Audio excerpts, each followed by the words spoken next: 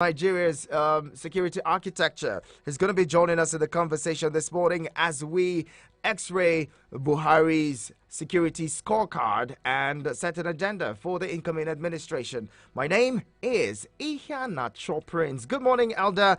Okay, that role that we expect you to play to bring the farmers and herders together to end the conflicts that has persisted over time. All of this, what would be the plan for the incoming administration? During the campaigns, we saw the president-elect vocally vow that he would end the past when he comes out, takes over the realms of power. This is we have about 2 months now. They want to see a change. They want to see morning to have a call back. Hello, good morning. Pardon? Yes, go ahead. Go ahead. Yeah, it's one thing to provide, it's another thing to supervise. We're doing in terms of we came on board Borno State. In fact, they hosted their flags. I was there. I was there twice. You know, I followed the military. I went to Baghdad. I went round. So I saw all these things firsthand, and was the operational commander of Operation Lafia Dole then. So they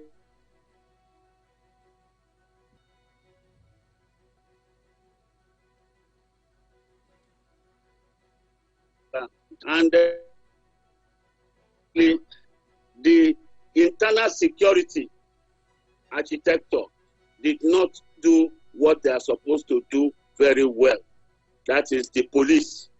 The police is to be at the vanguard to make sure that once there was an IG who foresaw this thing before any of these things started coming on board. His name is Okima.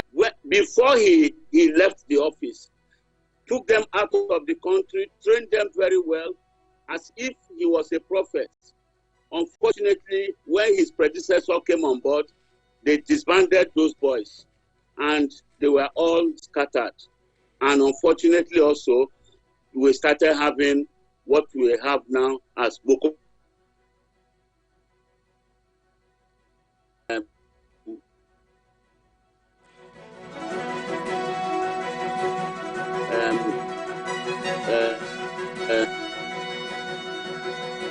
My guest, but I bring you in. If you have been trying to call in, it seems like we have a problem with one of the numbers. So call 0907353. And now I still can't talk to you because for some reason I can't take calls on this line. Engineer Boniface, please report to the studios and try to fix this for us, please, so that we can have a seamless conversation with at least the callers. All right. We have a new, they say they cannot be two commanders-in-chief of the armed forces. It's good to have you back. Thank God you're back with us now. Please pick up from where you left off. We couldn't hear you at some point. You were talking about the former IGP Michael Kiro setting up an anti-terrorism squad or department before he left. And when he left, his successor disbanded that unit. Please pick up from there.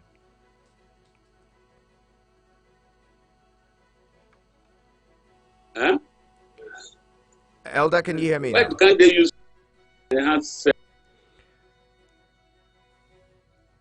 All right, Elder, we're trying to call you on the regular phone, but it's quite difficult. I don't know, you're not picking up? Hello? Let's get it back. Let's get back and see what we can. Let's see if we can get Elder back talking with us. Elder, can you hear me now? Can you hear me?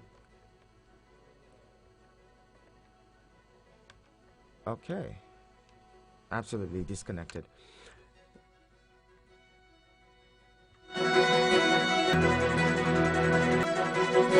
All right, now it seems like we officially have Elder Okezie back with us on the conversation this morning. Elder, can you hear me now?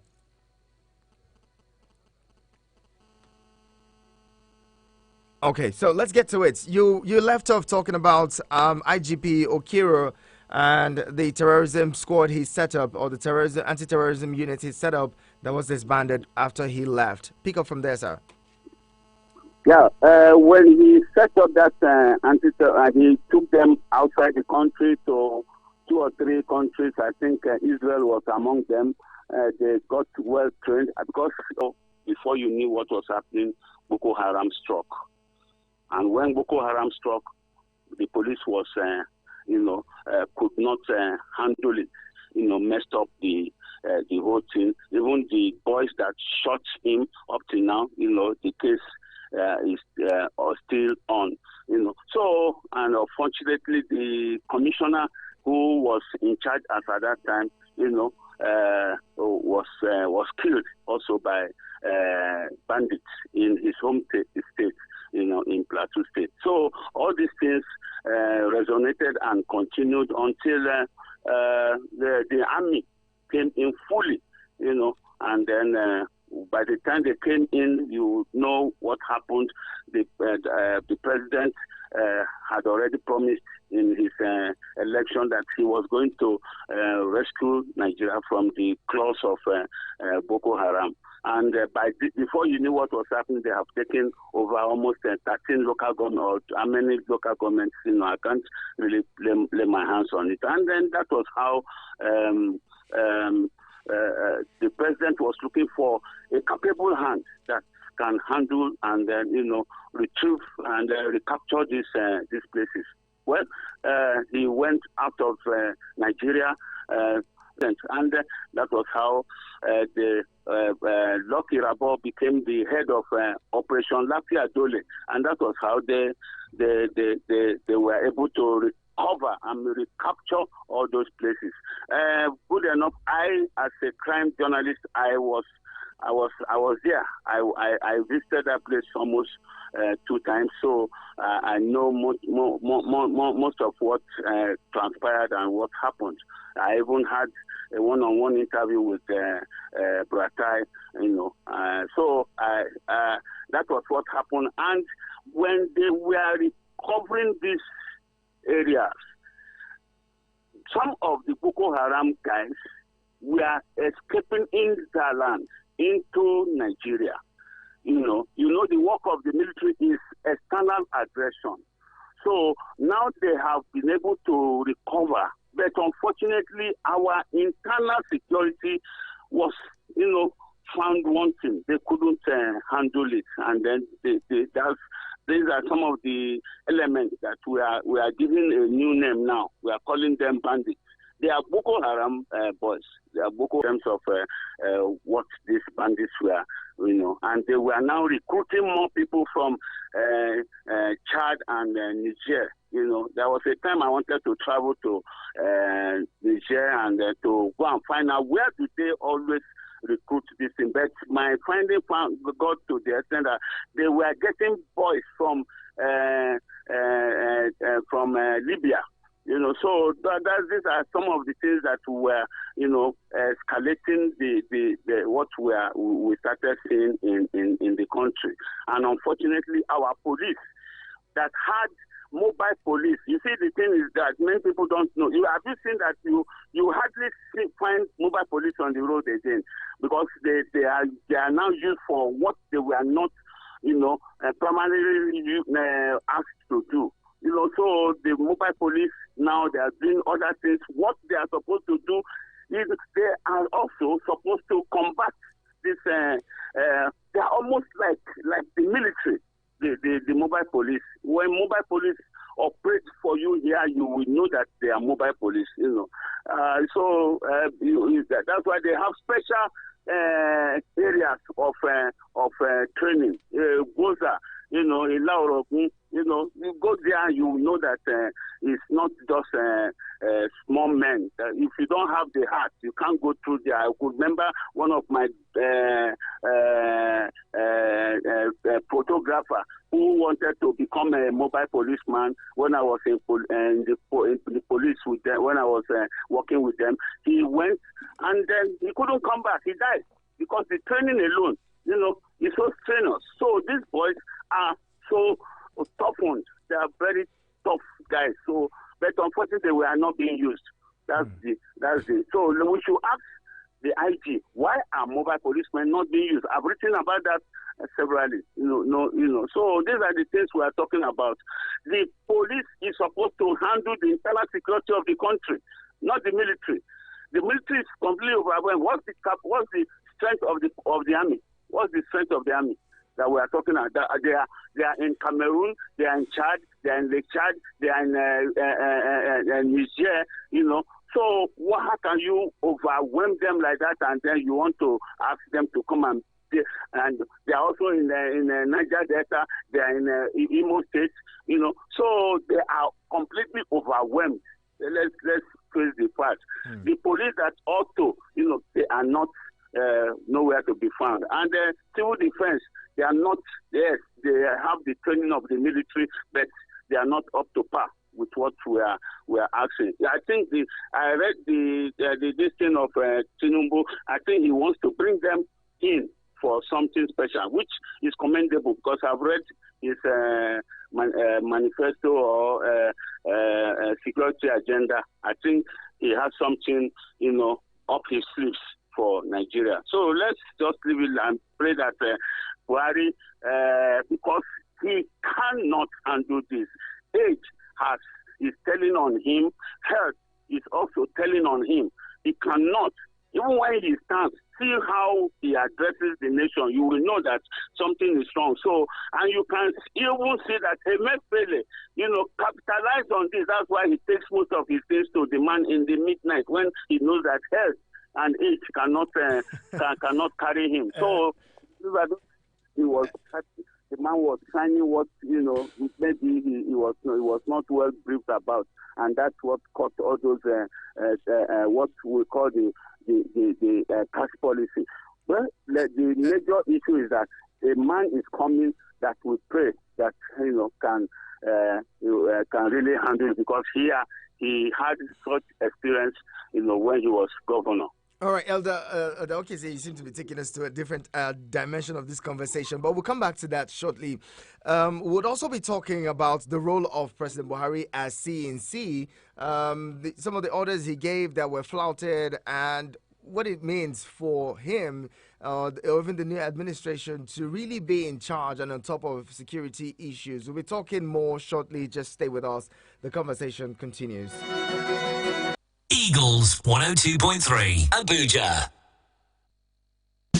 Your 2023 WAEC May-June results analysis for Stella Medal Distinction: 90, 8 distinction and above, 50, 7 distinction and above, 43, 6 distinction and above, 38, 5 distinction and above, 14, 4 distinction and above, 3 distinction and above, 3, total 170. So why not choose Stella Maris College Abuja today? The dates for entrance exams are 24th June and 12th August 2023 respectively. Stella Maris College is at Area 1 and Wumba for day college, while boarding college is at Life Camp Abuja. For more enquiries, call 0809 037 3727 or 0817 204 7070, or check us online www.smsabuja.com.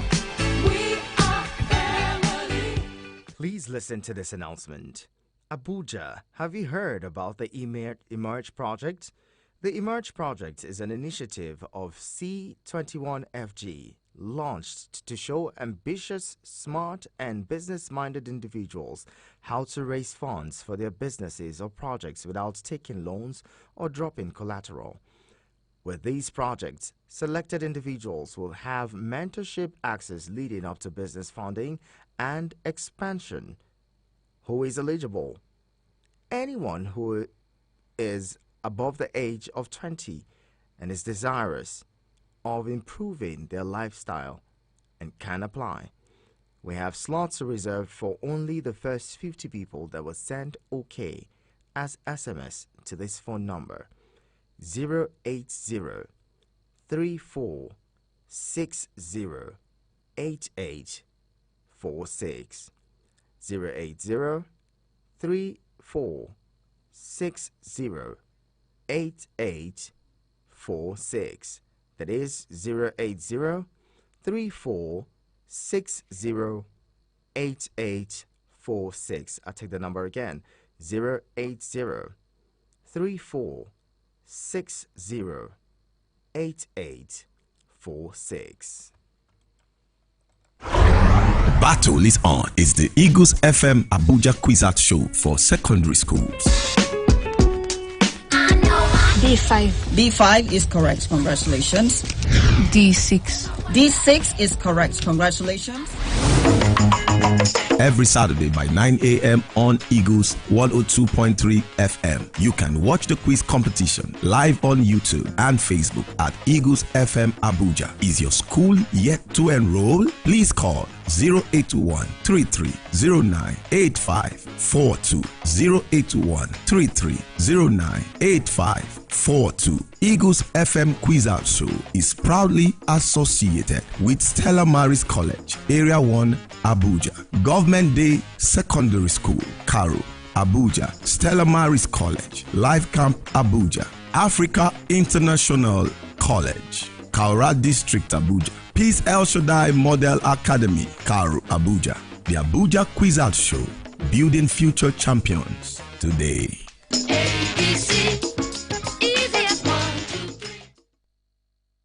Eagles 102.3 Abuja.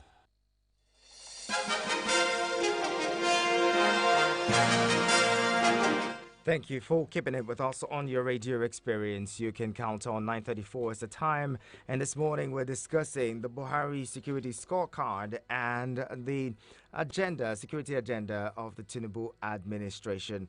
Well, you too can join the conversation. Feel free to respond to to the conversation and also share your thoughts with us on 090 090-8766-8888 and 090-7353-0044. That is 090-7353-0044. My guest this morning is Elder Ben Okezie, who is a security columnist. He's been writing about security and investigating security for many years now. Elder Okezie, thank you so much for staying with us. Thank you. All right, let's get back to it. Earlier, I was talking about the role of President Buhari as Commander-in-Chief of the Armed Forces. We saw a situation where the President, for several times, gave direct orders to the service chiefs and even the IGP, and those orders were flouted. For about 4 or 5 years, Nigerians were calling on the President to, change the service chiefs and saying, look, it is not enough for you to buy equipment for the army. If the people in charge that you place in charge are not doing the job, then get them out and bring in other people. It took about 5 years before the president was able, or even 6 before the president was able to replace the service chiefs at the time. At some point, he ordered the IGP to relocate to Borno. The IGP didn't go at the time. Even the service chiefs were asked to relocate the operation and base for the military to the northeast. That didn't really happen. Why would you rate the role of President Buhari as Commander-in-Chief of the Armed Forces? Well, I will not say that he's a weak ruler, but what I think is he has, once he appoints you, he gives you all he allows you to do what you think is the correct thing. Because if I can remember, Idris, the former, one of the former IGs, was asked to move to Plateau State when Plateau State was hot. Mm-hmm. But the man flouted that order, and the president, even when people stopped, the president did not, send him away as at that time, until the man retired, But you see, that is everybody have his own style of leadership. I know that the Buhari that used to be in the military during the time of Idi Agbon is not the Buhari of today. because I was a victim of his administration when they arrested me because of what I wrote in Enugu in those days, and detained me, in the SDSS. It used to be NSO, SSS that time. I mean NSO that time. So it's not the same Buhari of today. Age has caught up with him. Health also has caught up. So we have to, it's Nigerians that I should blame. We ought to have just allowed him to do only one term, not carrying him to second term. The second term of Buhari was complete failure. The first term was okay. The applaud they gave him is just like somebody who was a runner, a track runner, that they was receiving a lot of applause by the sideline, and that propelled him, to do exploits. I think that was what we gained in the first 4 years, of Buhari. But the second 4 years, he didn't handle it very well at all. He didn't handle it very well because there was not much supervision, there was not much action. Most of his lieutenants or the people here, they were everybody was on his own. So we did not see him fire anybody as an example, nothing like that. So the only place where he tried to listen to people, but he was wrongly advised. It's the one of ELCC and Magu. If they tell you what happened in the ELCC thing with the DSS Daura, you will marvel. These are things that we know, but unfortunately, these are things that Nigerians, Nigerians themselves need to blame themselves for every leadership that come on board. We are the people by the sideline. We are the people that clap hands for them. But when we are supposed to take action at the polling booth, we will not take action. So that is what you plant is what you reap. So Buhari did not do well. Frankly speaking, in the second term, he didn't do well at all. Security-wise, can do well. I don't talk on politics. I don't talk on any other thing. I talk security because that is my major area, and I can be sleeping and you call me, I will talk. Buhari did not do well. Look at even yesterday. Look at that. He promised Shuaibu, this girl from Boko Haram, Leah Shuaibu. Up to today, she's not back here. What of the other girls that, I went to their school. I went to the secondary school where the girl came from. They are still in perpetual fear. Even up to now. That's why the fact that there are some security men around the place. So the thing is, if we do the right thing, we will get the right result. That's just the truth. Now, Elder, if we want to blame age for, President Buhari's failures as regards security or insecurity in the country, the incoming president himself is not that young himself. He's about 71 years old. What do we expect having the Asiwaju Ahmed Bola Tinubu take over the realms of power and control of the armed forces of Nigeria? Ahmed Tinubu, on 2 occasions now, he has gone abroad.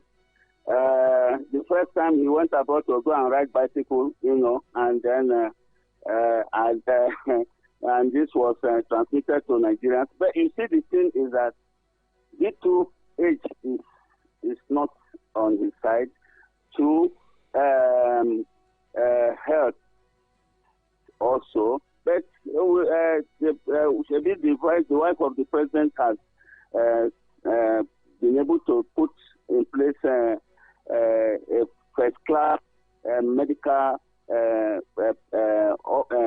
hospital hospital. So let's believe that God, with God on his side, he said his wife is a pastor. His wife is, so the wife as a pastor will be praying for him, and let's believe that there's nothing impossible with God. But can age really be blamed for failure in leadership, especially when we say that with age comes more experience and all? The president of the United States is about 80 years old. His predecessor is 76 years old. He's warming up to also run in 2024. Can we really continue to blame age in leadership failures in this country? Age with health. Age with health. Health, bad health removes a lot of things from your body as when you are aging, and when you have bad health. But when you have good health, there's no way you can. Like the president you are talking about, do you know the type of facilities they have there? Have you ever seen that he left his country to go to Canada to go and look for good health? Or he left his country to go to Cuba, which is very close, to go for good health, or to go to UK to go for good health. But your own lives here and go to another country for ordinary to remove teeth. You want to tell me we don't have those who do that type of medical this thing in Nigeria? So, I mean, what a ridiculous extent that we have thrown ourselves into. Let's look at this thing. Once you are aging, and you don't have good health, there's no way you can think right. There's no way you can perform right. That is the truth. You can't even recall certain things. You'll be